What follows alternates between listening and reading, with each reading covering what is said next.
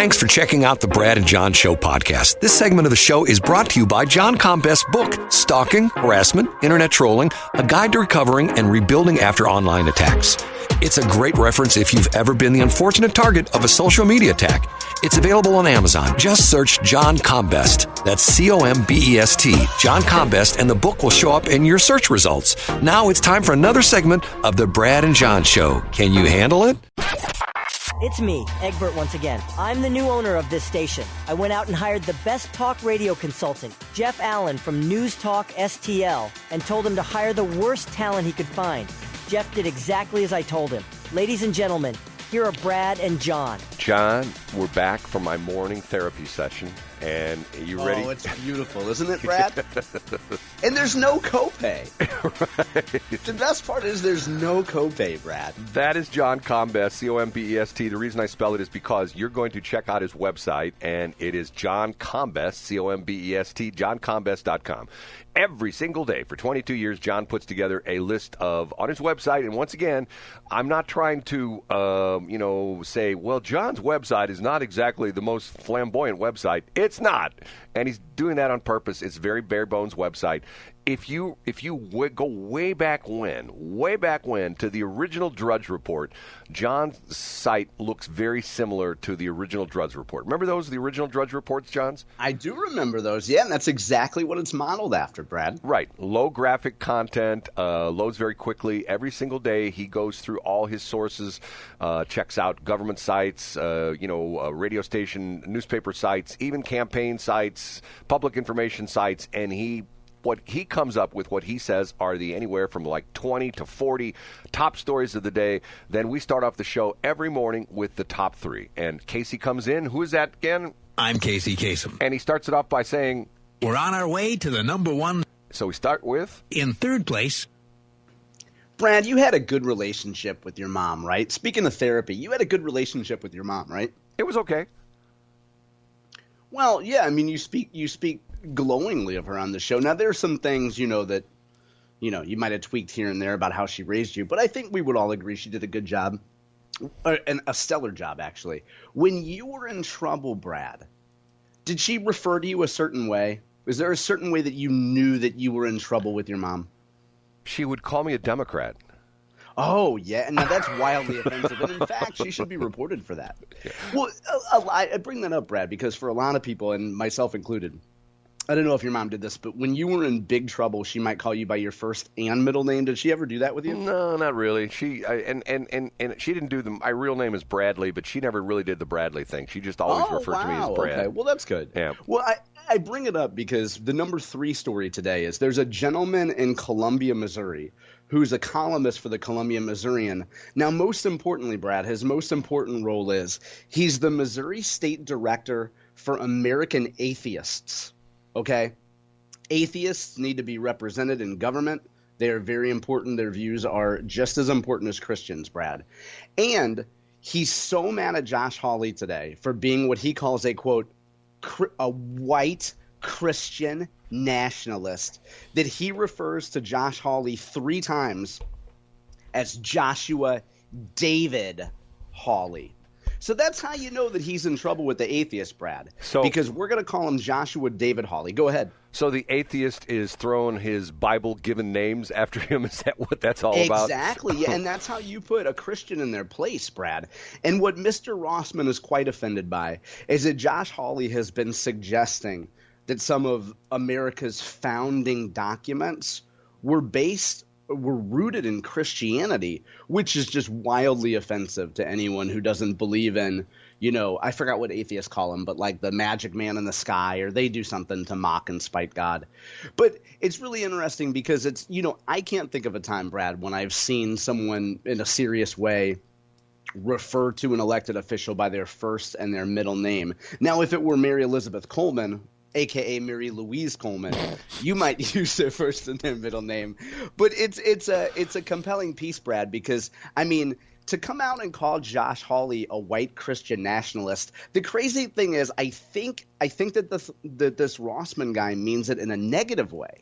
I don't think he's complimenting Josh Hawley. Isn't that crazy? Well, I would think that Josh Hawley would say, thank you very much, right? Because yeah, I think so. And, the more of these, the better for if you're Josh Hawley. But, it's creative. And, the crazy thing is, Brad, a Columbia hippie leads really nicely into our number 2 story today.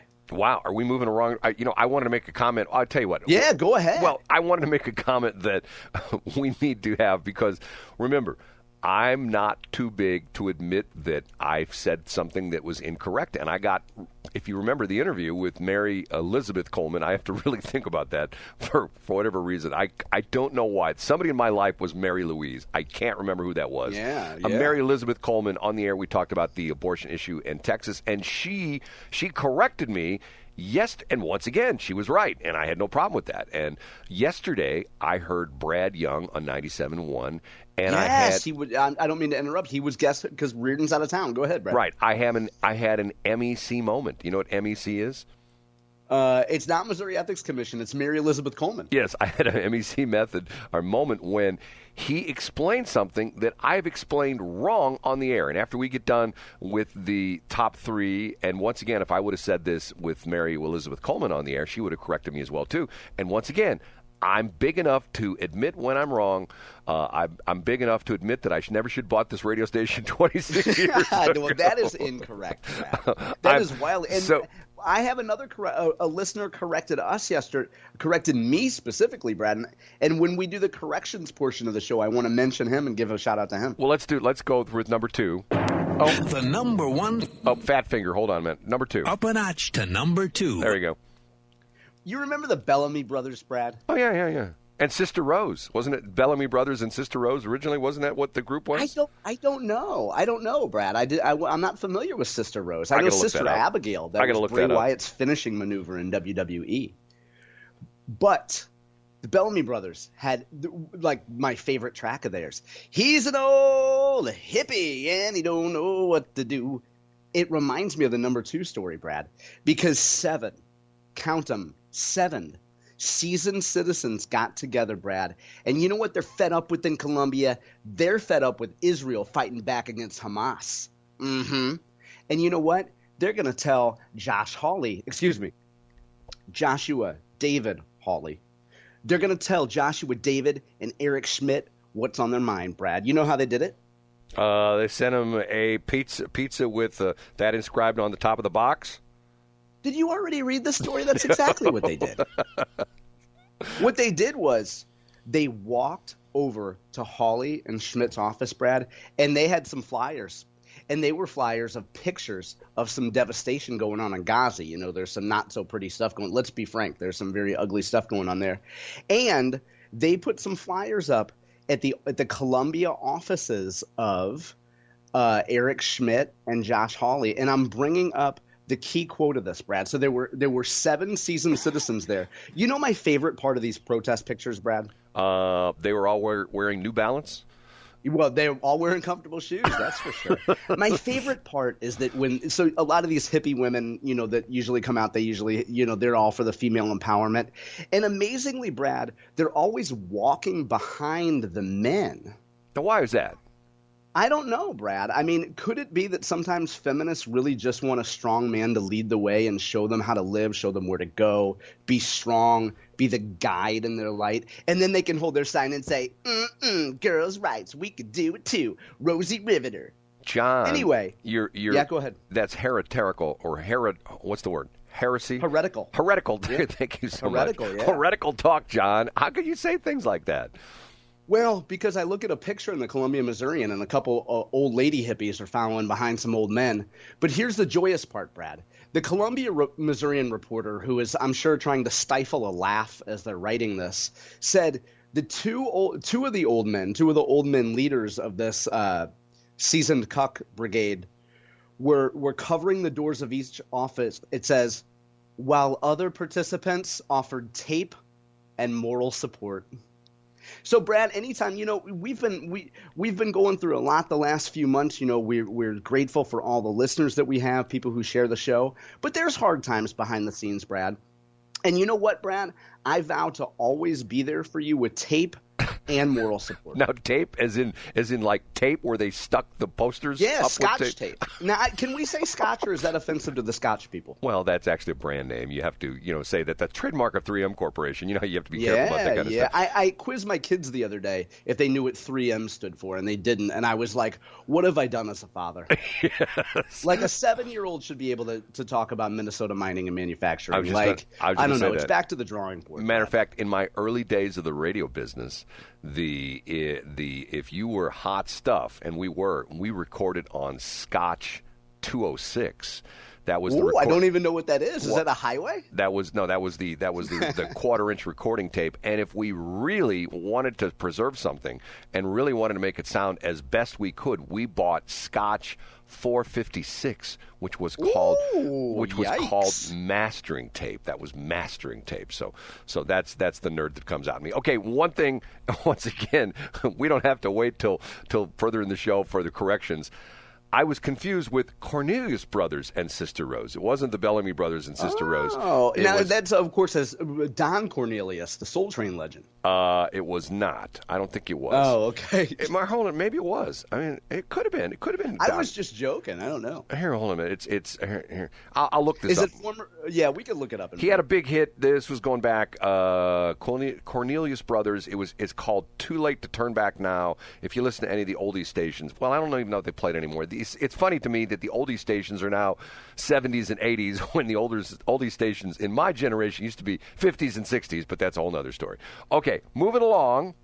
The number one. It's about time that the St. Louis mainstream media community start giving a break to immigrants, Brad. You know what they're doing? They're reporting on crimes. And that's fueling xenophobia and racism. These are comments from St. Louis-based Migrant and Immigrant Community Action Project on Instagram. On Instagram, they took aim specifically at Josh Hawley and Eric Schmidt. Boy, those guys are in the crosshairs lately, Brad. And they talked about how this kind of rhetoric, the whole thing about our friend Jose getting stabby at a laundromat, and any sort of associated violence, an illegal alien driving and maiming a child, killing a child, whatever happens throughout the St. Louis area, if it's at the hands of an illegal immigrant, we should be a little more careful how we report on those crimes, Brad. So that's the number one story. The highlight of it, though, I think the gem when you dig into this Post-Dispatch story is that gubernatorial, the woman who might end up getting a silver medal in the governor's race, House Super Minority Leader Crystal Quaid, she was talking about some comments that Bill Eigel has made about deporting illegal aliens. You know what she said his comments are, Brad? Are you ready? Don't tell me that she loves what he says, and she's glad that she attended his fundraiser, and she was glad I got thrown out at his fundraiser. That's exactly what she said. In fact, she's the one that gave the Iggy to the Highway Patrol that said, look at that guy over there. Let's get him out of here. She was kind of in cahoots with Krista Finelli's mom, but I don't know. That's just a working theory I have. No, jokes aside, Brad. She said that Bill Eigel's rhetoric is, quote, scary, unquote, and divisive. So the acronym for that, Brad, ironically, is SAD. So if we want to think about, if we think about what Bill's rhetoric is, it could be scary and divisive. SAD also describes how Crystal Quaid is going to feel on election night, maybe during the primary when she loses to Mike Hamra. It's a possibility. Or maybe in the general election. I don't know. Scary and divisive, Brad. That's what Bill Eigel is. The more that people pick on Bill Eigel, the more I like him. I know. You and me both, Brad. I'm one of those underdog kind of guys and you know what? Once again, I've known the guy for like 15 years. He was a client of mine before he got into politics. He ran a company called St. Louis Skylights. Great client. I mean, was always real easy to deal with. Never had any problems with him. He was very easy to handle as far as, working with copy. Sometimes, as you know this, John, sometimes when you work with the clients, they'll like agonize over a single word or a phrase, and you just go like, come on, people aren't going to listen that closely. You need big picture kind of stuff. Okay, those are the three things. Okay, now we got to do corrections now. Yeah, let's go ahead, get into it. Okay, your correction was from yesterday. You said someone called you. Yesterday, excuse me. Yesterday, when we were talking about Don Mayhew, who had the idea to flip-flop the names of 70 and 44, which I still think is brilliant. I think it's as clever, Brad, as it is impractical. I like the idea. But I said that he was from Crocker, and I said that Crocker was in Phelps County. I was corrected by friend of the show, Jeff Sean, a Butler County legend. And Jeff tweeted at me. He used a Ace Ventura. He used a Jim Carrey gif to correct me in this. And he pointed out that Representative Mayhew is actually from Pulaski County. Really? So big shout out to Jeff, who's one of my favorite people. And Jeff is a great follow. You could follow him, Sean. It's spelled SHAWAN, the number 4 and freedom. Like, what a great Twitter handle is that? And also, Jeff has some fantastic commentary, Brad, on cryptocurrency, on Bitcoin.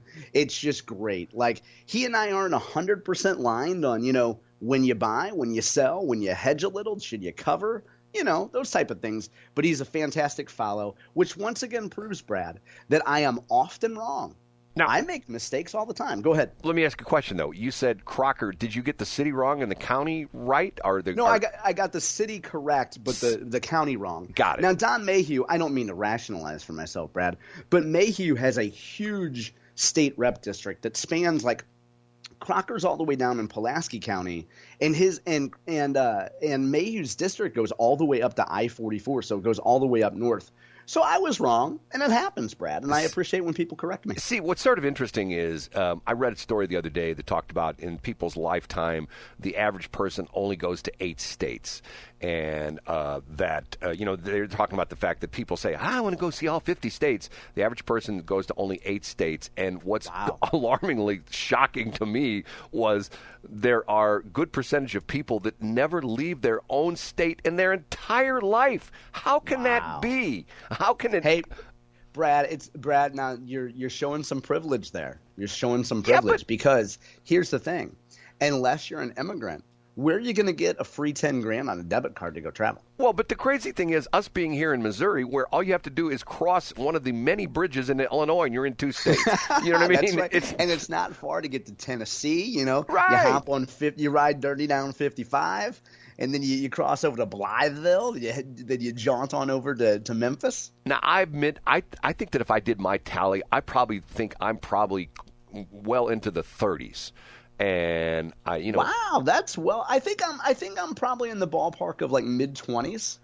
Well, I do a lot of driving. I've driven several times, from St. Louis all the way out to the West Coast.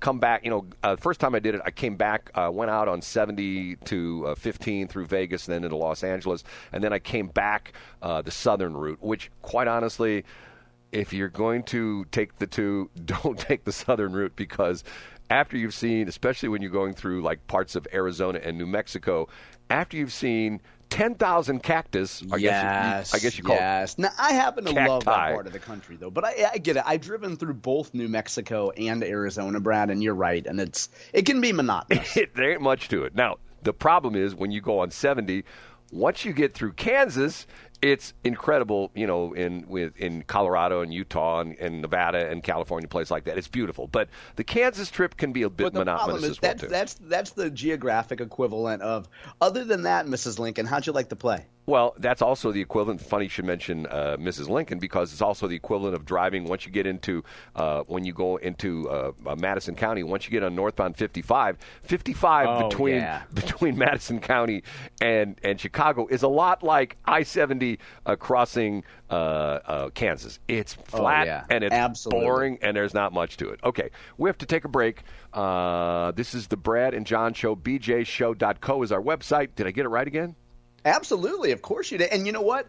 So are a whole lot of listeners, Brad. Yeah, right. Thanks for checking out the Brad and John Show podcast. This segment of the show is brought to you by John Combest's book, Stalking, Harassment, Internet Trolling, A Guide to Recovering and Rebuilding After Online Attacks. It's a great reference if you've ever been the unfortunate target of a social media attack. It's available on Amazon. Just search John Combest. That's Combest, John Combest, and the book will show up in your search results. Now it's time for another segment of the Brad and John Show. Can you handle it?